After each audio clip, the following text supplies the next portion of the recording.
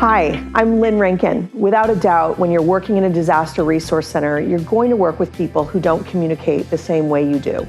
They might use a different language, including sign language, or they might have other barriers to communicating with you. The good news is that there are resources and a few key strategies that you can use to make it much easier. Today, you'll be hearing from a couple of the region's top experts on languages and communication. Alicia Bashir and Jasmine Avgerakis are from Multnomah County's Office of Emergency Management, and they have extensive experience helping people communicate during crisis. What they have to share with you today will give you the tools to help people understand and be heard. So thank you for taking the time to learn some new skills before disaster strikes. Don't forget, this is a part of a series all about operating disaster resource centers, and we have lots of other topics you're welcome to check out. Okay, let's go see our communication experts. Hi, I'm Jasmine Avgerakis, and welcome to my office here at Multnomah County Emergency Management. I'm here to help you feel as confident as possible working with guests in a disaster resource center who don't communicate the same way you do. We'll talk about figuring out exactly what language barriers you need to overcome, what resources are available to bridge those barriers, and some strategies for working with interpreters. Hi, I'm Alicia Bashir. In our area, we have a rich cross-section of cultures and languages, so you are definitely going to interact with people from all different communities working in a DRC. Sometimes even people who have become pretty good at speaking English will go back to their native language in an emergency. And if you're a representative of a government agency, you want to be especially helpful with communication needs, because an emergency doesn't excuse us from our civil rights duties. Our credibility is actually a little under the microscope in an emergency situation, right down to how well we communicate with everyone who needs our help. You may have seen this segment in the series about values and guiding principles, where we talked about our values of respect and dignity.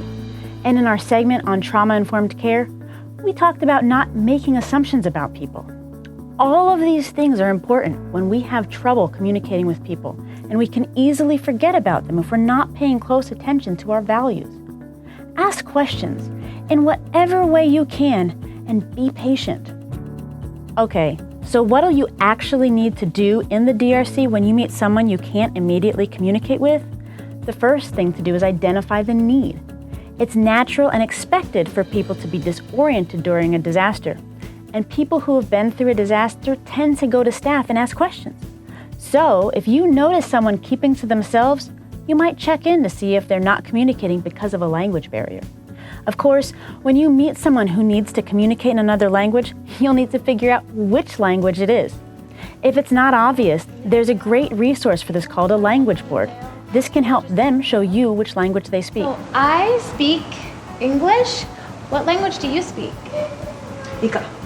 Korean? Okay. We'll talk about some other resources in a minute, but the language board is really useful for identifying other language.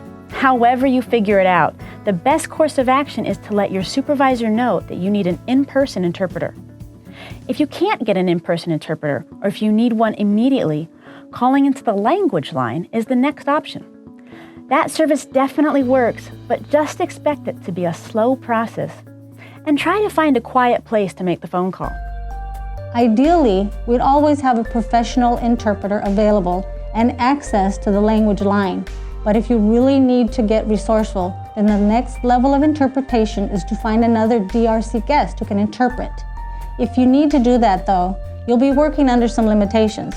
First, you'll need to be extra careful to use active communication and confirm that you understand or that you're being understood. Consider gender and age. Sometimes there are purely cultural issues that can make someone a bad candidate as an interpreter, like situations where the person you're trying to communicate with isn't comfortable using someone of another gender or who's much younger. Older adults are often a good choice because many cultures view them with greater respect and trust.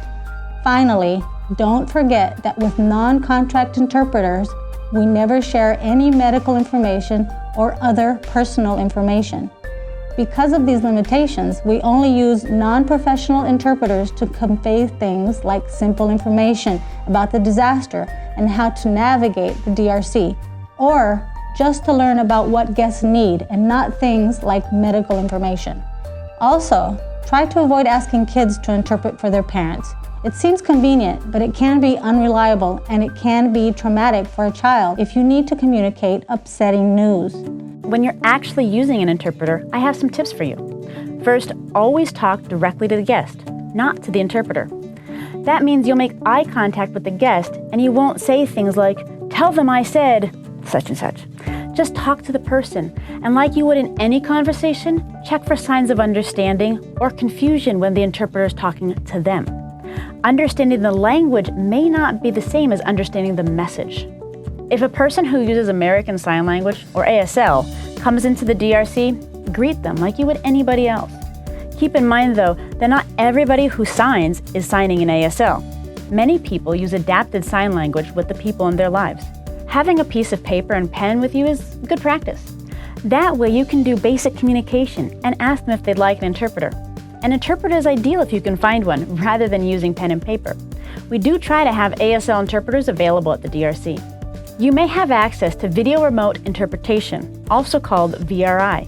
Of course, it's not an in-person interpreter, so it has even more limitations, and you'll need to be familiar with how to use your VRI equipment and service.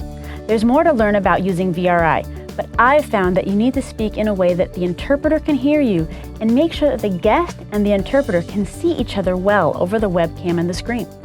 So sometimes, despite all your best efforts, there's just no way to communicate with words. We talked earlier about that language board. One other resource that may be available at the DRC is a more general communication board. These boards help people communicate through pictures and icons, and if you can't get any sort of interpreter, they can be a great tool to get basic needs across. All right, that's it for today. The things I want you to remember from this segment are that professional in-person interpretation is always preferred, and that you need to be careful about communicating medical and personal information. There are lots of different resources available, so be confident that you'll be able to find some way to communicate with people. Don't forget that we have a whole series of training all about operating a DRC, and you're welcome to check out our other topics as well. Thanks for watching.